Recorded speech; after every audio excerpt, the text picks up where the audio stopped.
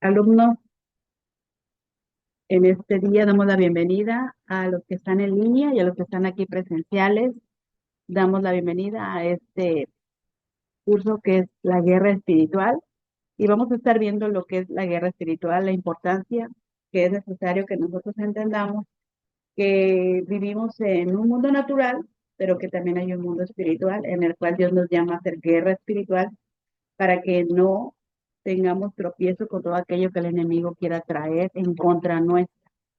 Pero antes de empezar, vamos a orar para ponernos en las manos de Dios y que Dios nos guíe a través de su palabra para entender más acerca de este tema. Señor, en esta hora te damos gracias, Padre, porque tú eres bueno, porque tú nos enseñas, Señor, provechosamente, queriendo, Señor, que nosotros permanezcamos firmes, Señor, ante las acechanzas del enemigo. Te damos gracias, Señor, y te pedimos que seas con nosotros, enseñándonos para escudriñar tu palabra correctamente, para entender, Señor, cuál es tu voluntad buena, agradable y perfecta. Y así también, Señor, saber, Señor, todo aquello que el enemigo quiera traer en contra nuestra, Señor. Poder, Señor, estar firmes en el día de, Señor, difícil, Señor, y poder presentar defensa, hacer guerra espiritual, Señor. Cuán importante es saber y entender, Señor, para qué fuimos llamados, para qué fuimos diseñados, pero también, Señor, para qué estamos aquí, para hacer la guerra, Señor, en contra de todo aquello que se levante en contra de tu conocimiento, Padre. Te damos gracias, bendice a mis hermanos vía Zoom y aquí presenciales, Señor, para que podamos entender y podamos ser capacitados conforme a tu palabra. En el nombre del Padre, del Hijo y del Espíritu Santo. Amén. Vamos a estar viendo esta clase de guerra espiritual. Vemos que en la introducción existe una gran guerra que está siendo librada en el mundo hoy. Es una batalla invisible que tiene lugar en el mundo del espíritu. Vemos desde Génesis hasta Apocalipsis cómo se ha librado esta batalla entre dos reinos. Y estamos viendo que hay dos reinos, el reino de la luz, que es el reino de Cristo. Mi reino no es de este mundo. Y vamos a estar viendo en el libro de Juan 18:36 lo que nos dice su palabra.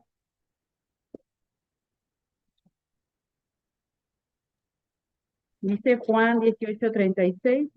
Respondió Jesús, mi reino no es de este mundo. Si mi reino fuera de este mundo, mis servidores pelearían para que yo no fuera entregado a los judíos, pero mi reino no es de aquí. El Señor nos llama y nos enseña a través de su palabra que el reino que Él gobierna no es de este mundo, es algo espiritual. Y antes de venir a Cristo, nosotros vivíamos una vida tranquila, pudiera llamarse de esa manera, pero realmente ignorando que había un reino espiritual, que mientras nosotros, no sé, nos divertíamos, en lo espiritual se estaba librando una batalla por nuestra alma.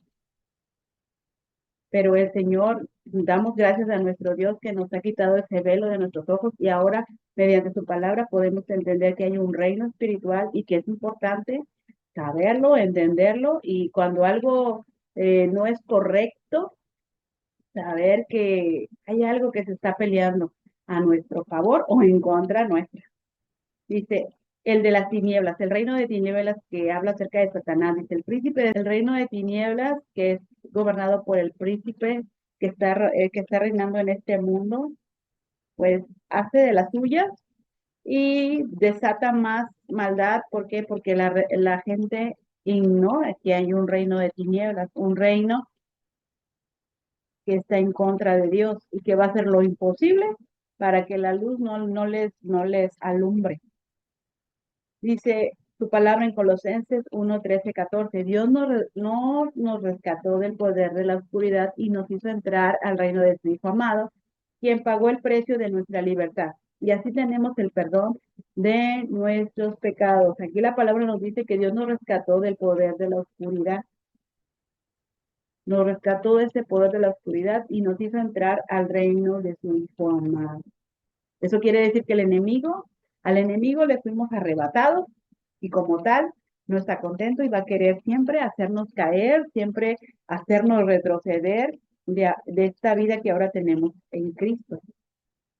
En primera de Pedro 2:9 nos dice, pero ustedes son un pueblo elegido por Dios, sacerdotes al servicio del rey, una nación santa, un pueblo que pertenece a Dios. Él los eligió para que anuncien las poderosas obras de aquel que los llamó a salir de la oscuridad para entrar a su luz maravillosa. Aquí en la palabra el Señor pues nos está diciendo a ti y a mí que nos ha dado un lugar especial.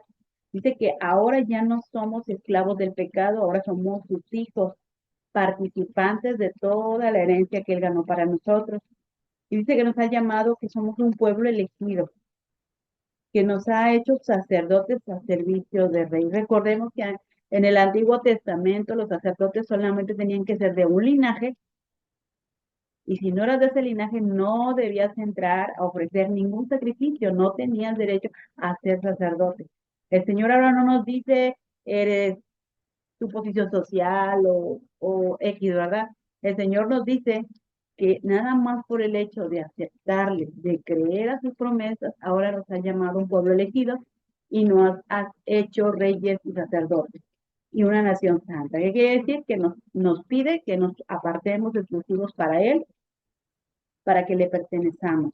¿Por qué? Porque Dios es un Dios celoso. ¿Qué quiere decir? No celoso de que nos cele de mala manera, sino que nos anhela celosamente. Él los eligió para que anuncien las poderosas obras. Somos privilegiados porque al conocerle, nuestros ojos, nuestro cuerpo, todo nuestro ser puede palpar, puede ver, puede sentir ese gran poder y podemos tener esta boca llena de la alabanza, llena de gratitud, anunciando a todo aquel que no le conoce que Dios existe, que Dios es bueno y que Dios quiere salvar sus vidas, lo quiere hacer bien. Para eso Dios nos ha llamado. La guerra espiritual es el desplazamiento permanente de los poderes demoníacos y la eliminación de todos los sistemas de que lo alimentan. Es cerrar todas las puertas que le dieron lugar al enemigo para que entrara. La guerra espiritual es importante. ¿Por qué? Porque el enemigo dice su palabra que anda como león rugiente viendo a quién devorar. No a ese león, anda como león. Y es real, porque cuando oramos y estamos en intercesión, estamos con ese clamor, cuando estamos orando se siente, cuando tenemos nuestros ojos cerrados, se siente cómo Él anda alrededor y nuestro cuerpo lo percibe y nuestro cuerpo puede enchinarse de la piel porque siente miedo, pero es nuestro cuerpo. Nuestro espíritu está fuerte y nuestro espíritu clama por aquel que es más poderoso. Y vemos que cuando nos sometemos a Él y Él nos escucha y nos defiende, y el enemigo tiene que huir porque es la promesa de Dios. Entonces, la guerra espiritual trata de que tenemos, si ya la palabra nos ha alumbrado el entendimiento, ya ha hecho la parte que dice en Hebreos que es como espada de doble filo que penetra y que llega a lo más profundo y todavía le da un giro y corta y penetra y llega a lo profundo hasta el tuétano, dice, y discierne los pensamientos y las intenciones del corazón. Entonces no hay nada oculto ante Dios. Entonces quiere decir que Él llega y quita y nos hace ver la condición de nuestro ser, de nuestros pensamientos, de las intenciones de nuestro corazón. Y es ahí, hermanos, donde ahí tomamos decisiones, donde decimos, cerramos la puerta porque está en juego mi relación con Dios, o no pasa nada, hago oídos sordos y sigo adelante. Pero entonces vamos a ser oprimidos, vamos a ser nuevamente traídos a las tinieblas. Pero si hacemos la guerra espiritual como Dios nos demanda, que dice, ya la palabra te dijo lo que tienes que hacer, ya la palabra te descubrió cómo estás, entonces, ¿qué tienes que hacer? Cerrarle las puertas, renunciar a todo aquello que impida que Dios obre en tu vida.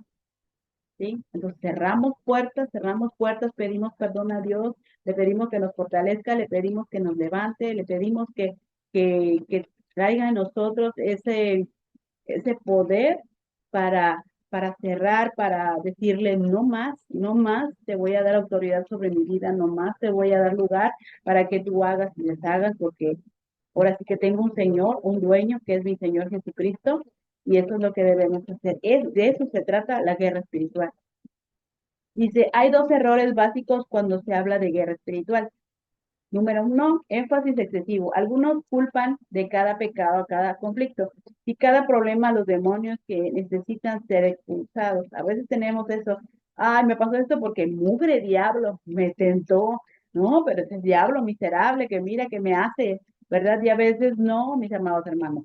A veces es nuestra concupiscencia, es la falta de orden en nosotros, la falta de que pues no estamos sujetos completamente a Dios y es ahí donde nosotros damos lugar, ¿verdad? Una cosa es que Él venga y quiera hacer, pero si tú le das cabida, te pones muy bien. La otra sería subestimarla. Otros ignoran completamente la realidad espiritual y el hecho de que la Biblia nos enseña que nuestra batalla son contra poderes espirituales. Muchas personas no creen. ¿Cómo crees que hay demonios en el aire? No, no, no hay nada. Solamente hay lo que vemos.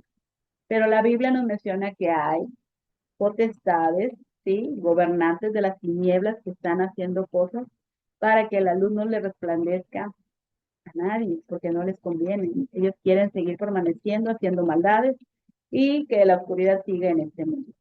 Dice, la clave en la guerra espiritual es saber lo que Dios nos enseña en su palabra, la Biblia. Es importante, no podemos hacer guerra solamente diciendo, te vas en el nombre de Cristo, pero no sabemos palabras. ¿Sí? Debemos de nutrirnos de la palabra para cuando llegue el día que hagamos guerra espiritual, entonces ahí salga la palabra de nuestro Dios, porque no es a nuestra manera, no es con gritos y sombrerazos, es con la palabra de Dios. Recordemos cuando Satanás tentó a Jesús, que le dijo, todo esto te daré si postrado me adorares, y que le dijo Jesús, escrito está, no solo de pan vivirá el hombre, sino de toda palabra que sale de la boca de Dios. Y al Señor tu Dios adorarás y solamente a Él servirás. O sea, con la pura palabra, Él lo hizo huir, hizo guerra espiritual. Conociendo los reinos natural y espiritual. Aun cuando vivimos en un mundo natural, todo lo terrenal que hacemos, pensamos y hablamos afectará en el reino espiritual. Estos dos reinos están gobernados por líderes naturales y espirituales. Debemos tener cuidado. Ahora ya no somos del mundo. Estamos en el mundo, pero no somos del mundo. No tenemos que hacer lo mismo que hacíamos cuando estábamos allá afuera.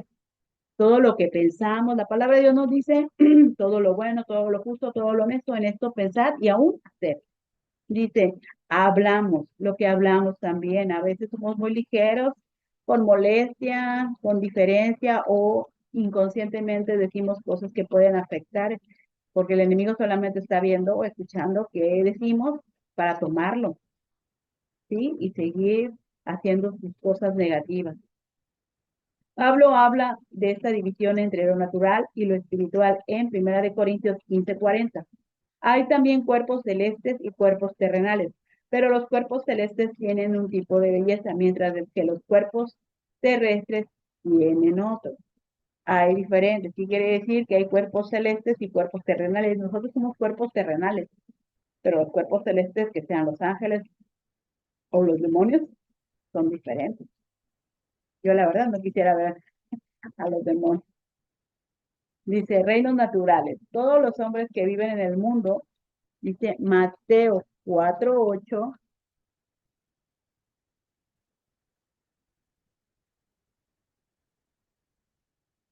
Dice Mateo 4:8, otra vez le llevó al diablo a un monte más alto y le mostró todos los reinos y el mundo y la gloria de ellos. Vemos aquí lo que les compartía, cómo el diablo lo quiso tentar, ¿verdad? Lo puso en el pináculo más alto para que viera y, ¿verdad? Pedirle que le adorara a Jesús.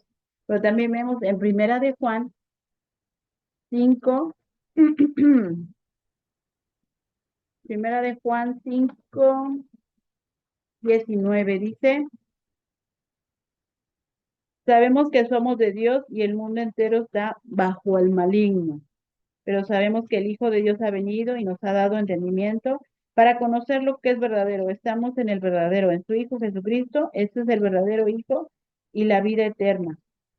Amén. Vemos aquí que el Señor nos llama a entender que ahora somos de Dios, somos de la luz y que por eso no vamos a ser bien vistos. El enemigo se va a encargar de poner ideas, pensamientos, dificultades en aquellos que aún no le conocen, en aquellos que aún puede manipular, ¿verdad? Pero el Señor ha prometido que va a estar con nosotros todos los días hasta el fin del mundo. Dice en reino espiritual. En adicción a los reinos naturales de este mundo hay dos reinos espirituales, el reino de Satanás y el reino de Dios. Cada ser humano es parte de uno o de otro, exactamente. Dios nos ha dado un libre albedrío, nosotros decidimos. Se nos comparte la palabra del Señor y debemos de saber a qué reino vamos a servir, a tomar decisiones, saber meditar y entender que somos hechos por Dios y para Dios. Dice, aún así, sobre todo reino está Dios Padre y Cristo. Vamos ahí a Colosenses 1:13 al 18.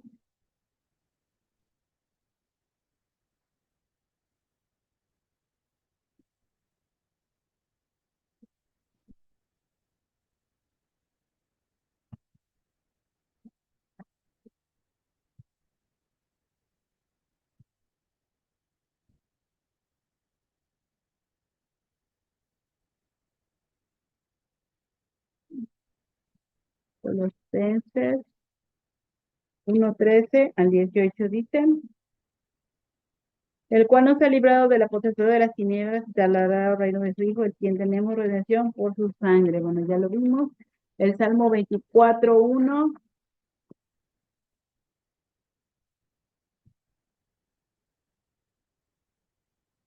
dice, de Jehová es la tierra y su plenitud, el mundo y los que en él habitan, porque él la fundó sobre los mares y la firmó sobre los reinos. Y el Salmo 50:12 dice, si yo tuviese hambre, no te daría a ti, porque mío es el mundo y su plenitud. Tenemos aquí también el Salmo 89:11,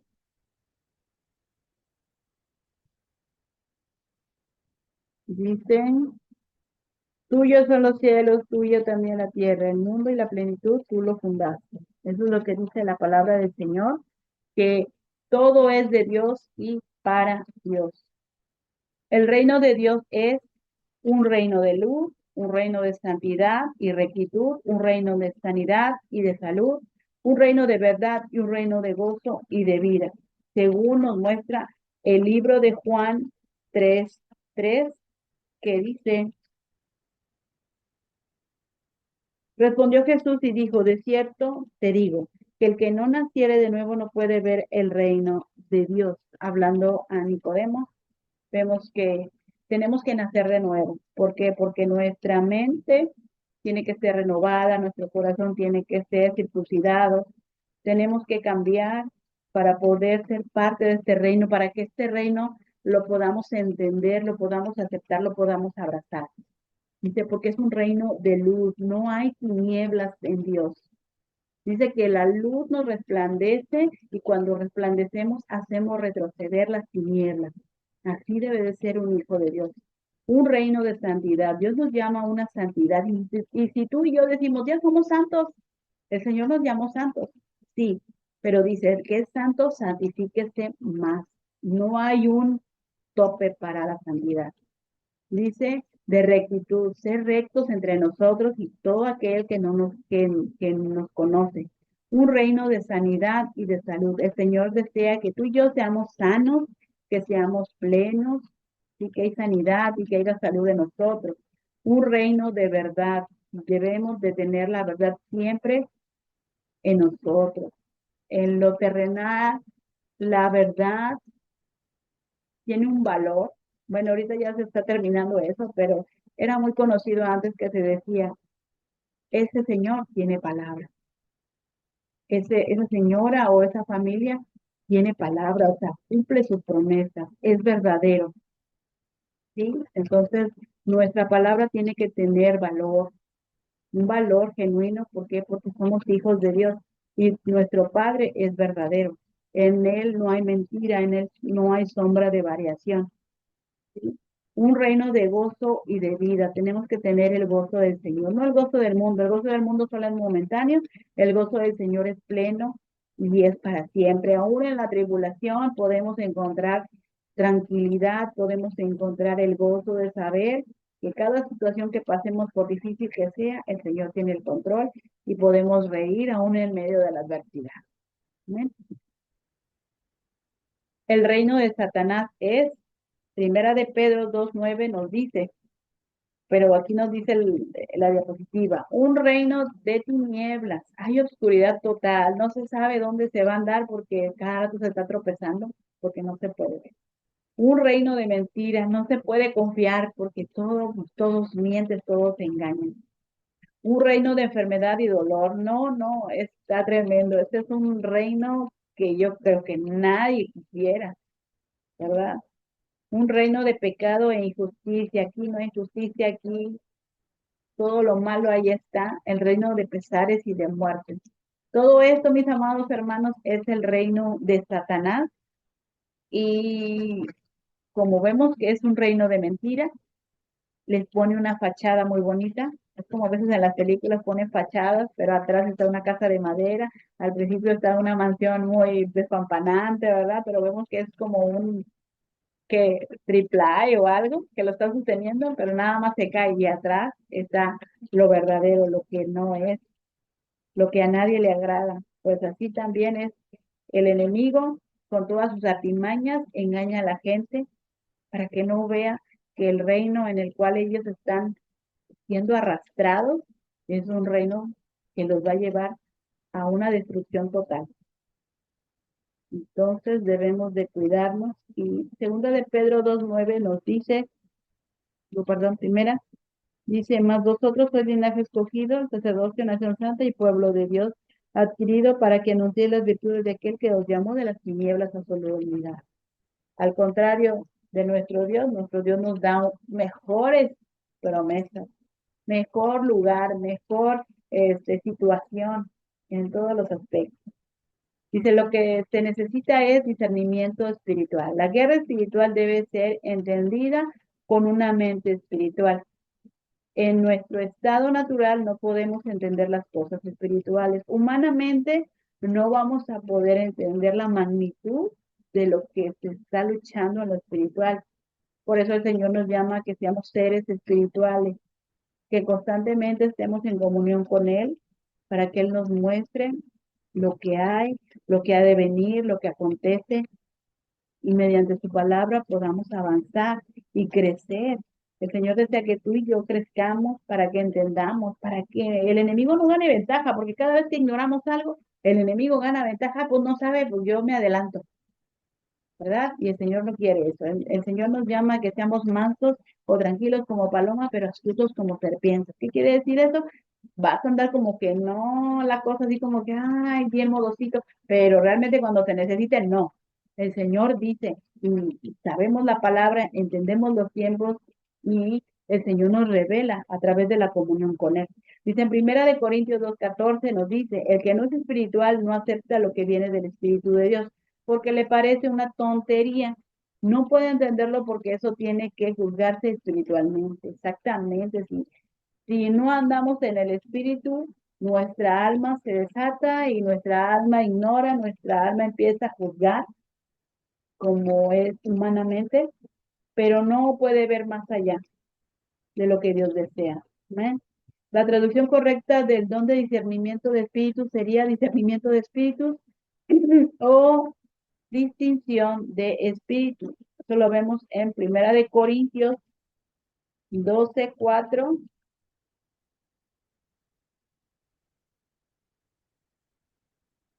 Primera de Corintios 12:4 dice, ahora bien, hay diversidad de dones, para el Espíritu es el mismo, y hay diversidad de ministerios, pero el Señor es el mismo. Y hay diversidad de operaciones, pero Dios que hace todas las cosas es el mismo. Pero a cada uno es dada la manifestación del Espíritu para provecho. Vemos aquí que el Señor nos ha dotado de todas las herramientas para ser efectivos, ser, ahora sí, certeros, no errar al blanco, sino dice el Señor, yo ya te capacité, te di la palabra, te di la armadura, te di la espada, ¿sí? Te di la espada y todavía te doy un arma más. Aquí está el discernimiento para que no falles, para que seas certero, como todo buen guerrero, nada te pueda detener. Y así nos llama el Señor. La palabra discernir significa reconocer, percibir claramente, reconocer, es saber identificar, percibir significa darse cuenta de algo. El Señor desea eso, que tú y yo seamos capacitados en todo, así como se capacita un guerrero. En la antigüedad era un gladiador que se preparaba y estaba continuamente usando la espada, porque con movimientos y con, ¿verdad? Y saber cómo las estrategias de los ofensivos, pero vemos cómo el Señor los adiestraba. Esto es en lo físico, pero en lo espiritual también nos adiestra y nos enseña y nos capacita para que cuando venga, tengamos que usar la guerra espiritual, entonces en ese momento podamos ser eficaces y hagamos lo que tengamos que hacer. A través del don de discernimiento de espíritus podemos identificar o darnos cuenta que la operación de los malos espíritus en la vida de las personas, familia, iglesia, ciudad, nación.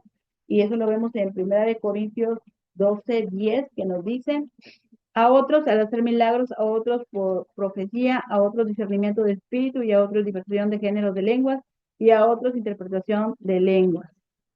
Vemos aquí que el Señor nos capacita para todo. ¿Sí? Debemos presentar defensa, estar ahora sí que nuestros ojos despiertos, no dormidos, no dormitando, alerta siempre. Y vemos que tenemos que estar orando por la familia, la iglesia, la ciudad y la nación, porque hay espíritus que se levantan, ¿sí? Espíritus que están ahí para hacer caer familias, para hacer caer iglesias, ciudades, naciones, pero el Señor nos ha llamado a ti y a mí a ser esos guerreros espirituales que están esforzándose, están conociendo todo lo que tienen al alcance de su mano para ser efectivos a la hora de presentar defensa. Dice madurez espiritual, capacidad para distinguir entre lo bueno y lo malo. El creyente aprende a ejercitar su facultad de persuasión espiritual y lo vemos ahí en Hebreos 5:14. Nos dice la palabra del Señor. Pero el alimento sólido es para los que han alcanzado madurez, para los que por el uso, teniendo los sentidos ejercitados del discernimiento del bien y del mal, el Señor nos llama a que estemos capacitados, a que estemos entendidos, maduros espiritualmente, no niños fluctuantes que somos llevados de un lado a otro, sino maduros. Una persona madura es capaz de recibir todo lo que le corresponde, todo lo que le corresponde, pero también va a hacer buen uso de ello, ¿sí? Porque dice que cuando el heredero es joven, tiene necesidad de un tutor, pero cuando ya es maduro, se le da toda la responsabilidad, se le da todo lo que le corresponde. Entonces, el Señor nos llama a tener una madurez espiritual, para que cuando tengamos todo esto que ya Él nos ha dicho, para que lo usemos correctamente y no nos engordemos o pensemos que es para provecho nuestro. Dice, ¿cómo se libra esta batalla? La guerra es invisible, la guerra es espiritual, es multidimensional, lo que significa que es librada en diferentes dimensiones. Vemos que el inciso A dice una batalla social entre el creyente y el mundo. Vamos ahí a Juan 15:18.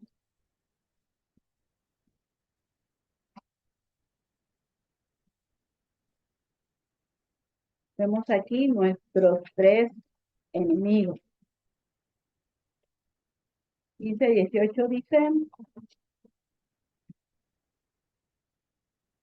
si el mundo os aborrece, sabed que a mí me ha aborrecido antes que a vosotros. Vemos aquí que Jesús nos da este ejemplo. Pues si a mí me aborrecieron, ¿cuánto más a ustedes? Y aquí tenemos estos tres enemigos que es el mundo, la carne y el diablo. Estos tres enemigos siempre se van a oponer.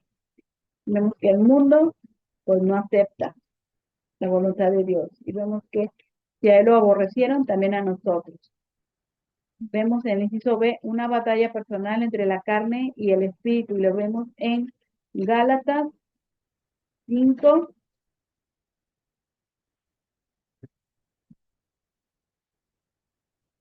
Gálatas 5:16 al 26. Dice, digo pues, andad en el espíritu y no satisfagáis los deseos de la carne, porque el deseo de la carne es contra el espíritu y el espíritu es contra la carne, y estos se oponen entre sí para que no hagáis lo que queréis. Pero si sois guiados por el espíritu, no estéis bajo la ley. Y manifiestas son las obras de la carne, que son adulterio, fornicación, inmundicia, lascivia, idolatría, hechicería y enemistades y demás.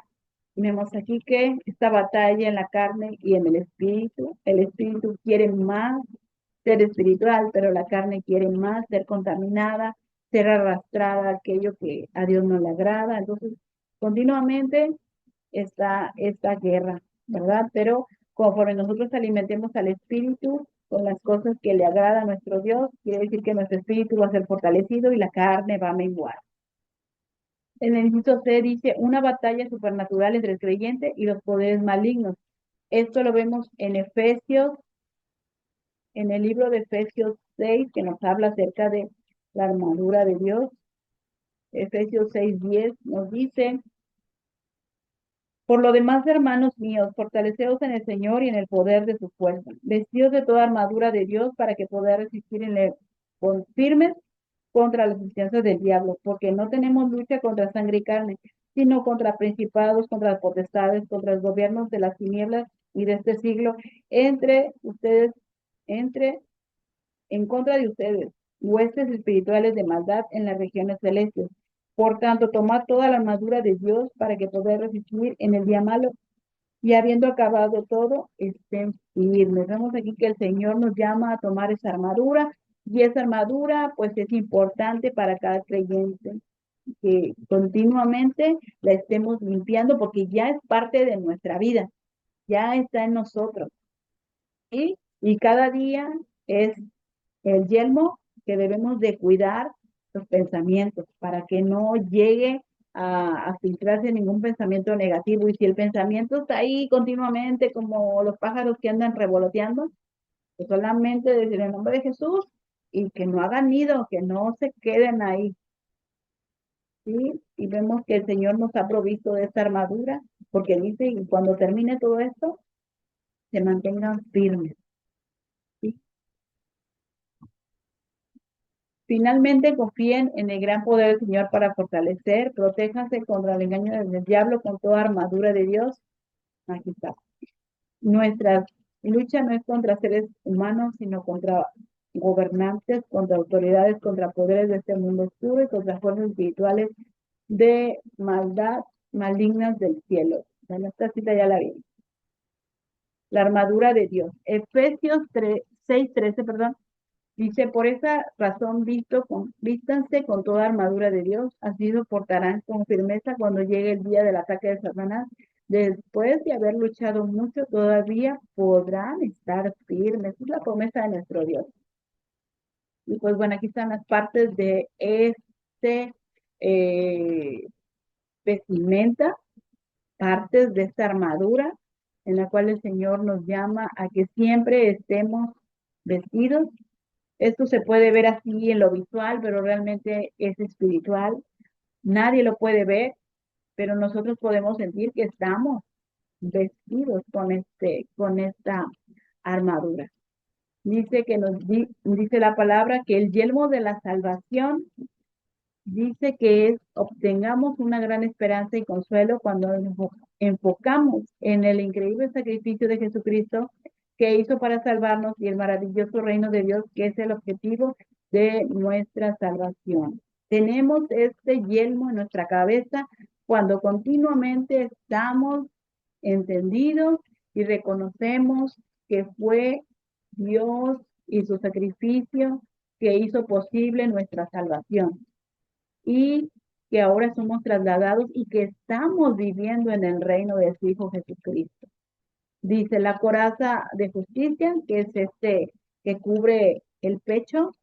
Dice, sin la justicia quedamos expuestos a los ataques de Satanás.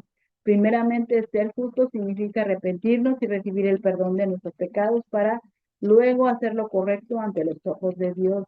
Dios siempre que sanaba o que liberaba y dijo, ve y no peques más. ¿Sí? Porque el Señor ha dicho que nuestra justificación es importante. porque Él ya nos perdonó, porque Él ya nos ha liberado de esa culpa. Y cuando el enemigo quiere venir a traer a nosotros confusión, siempre nos va a traer culpabilidad. Siempre va a decir, no, ¿cómo tú crees que vas a estar aquí? Y tú dices que es santo, no, de que no te conocen, tú hacías esto y eso, y va a tener acusaciones en contra nuestra. Pero si nosotros tenemos puesto el yelmo y tenemos la coraza de justicia, rápidamente huirá.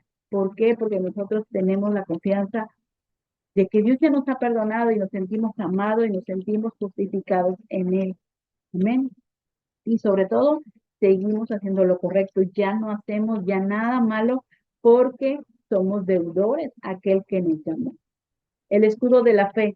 Cuando tenemos una fe firme en el poder del amor de Dios, es imposible que Satanás atraviese nuestro escudo y nos dé un golpe. Es importante leer continuamente la palabra, estar continuamente leyendo la palabra, nutriéndonos, fortaleciéndonos en el Señor, y que cada vez que leamos la palabra, nuestra fe se vaya aumentando, ¿sí? Que cada vez que leamos sobre los héroes de la fe, podamos decir gracias Señor y dame más sabiduría, dame más entendimiento, dame más firmeza, dame más fe, así como le diste a, a Samuel, así como le diste a Elías, así como le diste a Isaías, así como le diste a cada uno de los héroes de la fe, de cada uno de los que están escritos aquí en nuestra palabra, que nos enseñan cada situación que pasaron, pero están escritos aquí, ¿para qué? Para animarnos y para enseñarnos que sí se puede en el nombre del Señor.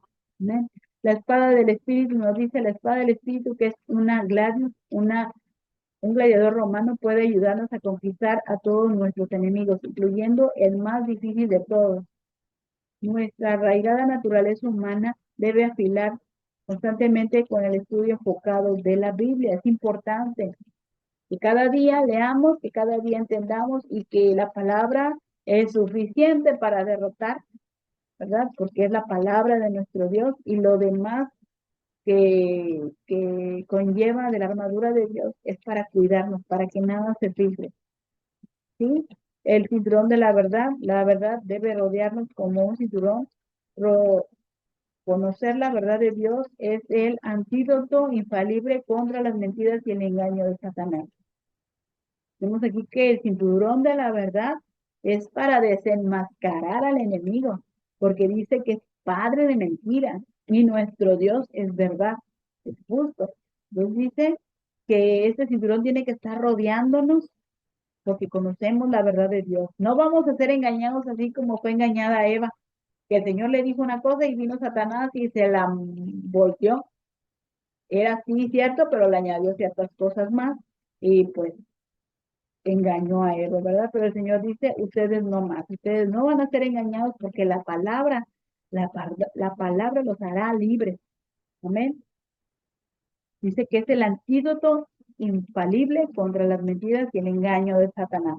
El calzado de la paz.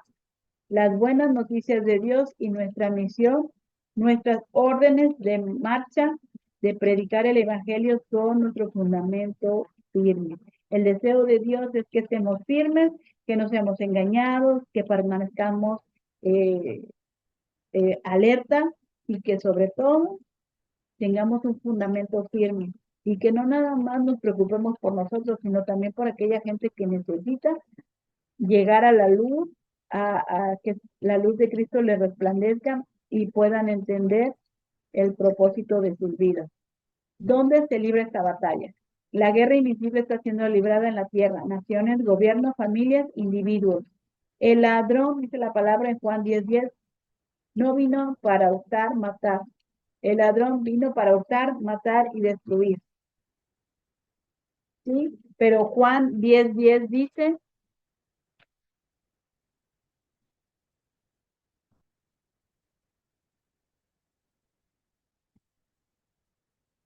Juan 10:10 dice, el ladrón no viene sino para hurtar, matar y destruir, pero dice Jesús, yo he venido para que tengan vida y para que tengan vida en abundancia. El enemigo quiere venir, destruir, matar y desechar. pero Dios ya da la promesa. Yo he venido para que ustedes tengan vida, y no una vida cualquiera, sino una vida en abundancia. ¿Contra quién peleamos? La guerra invisible comenzó en el cielo con un ángel llamado Lucifer, el cual decidió que quería tomar el control del reino de Dios. Esto lo vemos en Isaías 14.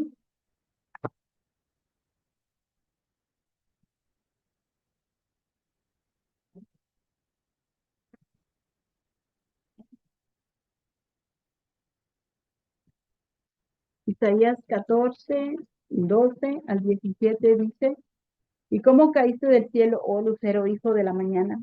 Cortado fuiste por la tierra porque te debilitaste a las naciones. Tú que decías en tu corazón, subiré al cielo y en lo alto junto a las estrellas de Dios, levantaré mi trono y en el monte del testimonio me sentaré a todos a los lados del norte. Sobre los altares de las nubes subiré y seré semejante al Altísimo. Vemos aquí la soberbia que había en este ángel llamado Lucifer, que fue creado, pues ahora sí que dice que entre tamborines, que fue vestido con vestiduras, pues ahora sí que muy relucientes, y vemos cómo su corazón fue ahora sí contaminado, queriendo ser semejante al Altísimo. Y pues bueno, vemos que cuando el corazón se enardece, cuando el corazón se empieza a inflamar, pues estamos mal y pues él fue lanzado, ¿verdad? Por esos sentimientos malos. Este pasaje nos habla de la rebelión de Lucifer. Vemos que después el enemigo se enojó porque lo habían echado y no contento con ello, dice que se llevó a una porción de los ángeles, y eso lo vemos en Ezequiel 28, 12, dice: Hijo de hombre, levántate la hecha sobre el rey de Tiro y dile: así ha dicho Jehová tu Señor, todos ellos de la perfección, lleno de sabiduría y acabado de la hermosura, y el Edén del huerto de Dios es, dice, de piedra preciosa. Y vemos el 14, dice: tú querubín grande y protector, yo te puse en el santo monte de Dios, y ahí estuviste en medio de las piedras de fuego, te paseabas. Perfecto eras en todos tus caminos, desde el día en que fuiste creado hasta que se halló en ti maldad. Y a causa de tu maldad fuiste lleno de iniquidad y pecaste, por lo que yo eché del monte de Dios y te arrojé entre las piedras del fuego, oh querubín protector. Se enalteció tu corazón a causa de tu hermosura, corrompiste tu sabiduría a causa de tu resplandor, y yo te arrojé de la tierra. Delante de los reyes te pondré para que miren en ti con la multitud de las maldades y con la iniquidad de tus contracciones, profanas tu santuario. Yo pues saqué fuego de en medio de ti, el cual te consumió y te puso ceniza sobre la tierra los ojos de todos los que te miran, todos los que te conocieron de entre los pueblos se maravillarán sobre ti, porque causarás espanto, serás para siempre y dejarás de ser. Vemos aquí que todo lo que él era se fue, ya no era hermoso, ya era conforme al corazón oscuro, ¿verdad? Esto fue cómo fue creado el enemigo y cómo fue desechado. Y este un grupo de ángeles se le unió a Lucifer, ahora llamado Satanás. En su rebelión, Lucifer y los ángeles fueron expulsados del cielo por Dios, y ellos formaron su propio reino en la tierra. Y fue lanzado el gran dragón, la serpiente antigua que se llama Diablo y Satanás. Él engaña al mundo entero y fue arrojado a la tierra, y sus ángeles fueron arrojados juntamente con él. Esto lo vemos